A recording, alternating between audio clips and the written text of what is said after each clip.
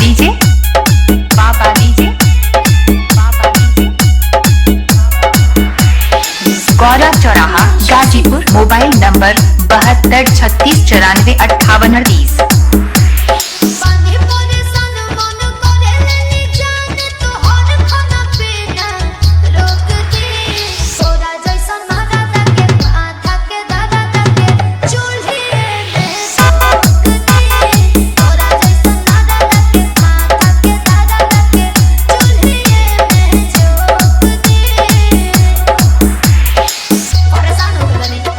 बाबा डीजे बाबा डीजे बाबा डीजे गौरव चौराहा गाजीपुर। गौरव चौराहा गाजीपुर। गौरव चौराहा गाजीपुर।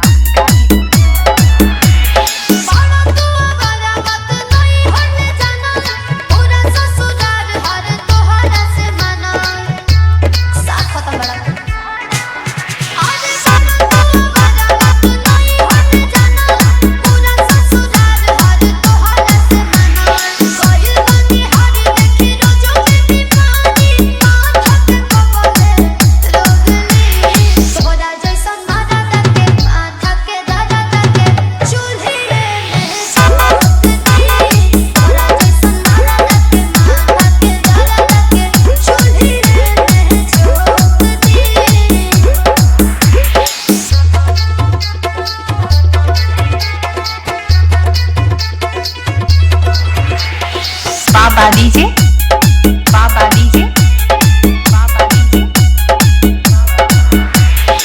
गौरव चौराहा गाजीपुर। गौरव चौराहा गाजीपुर। गौरव चौराहा गाजीपुर।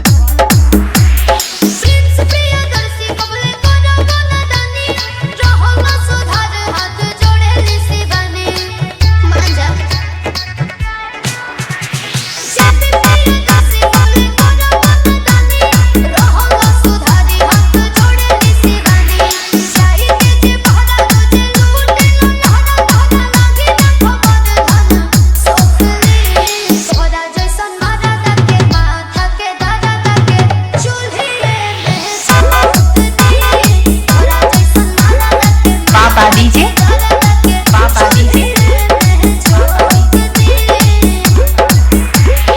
गौरव चौराहा गाजीपुर। Mobile number 7236945838।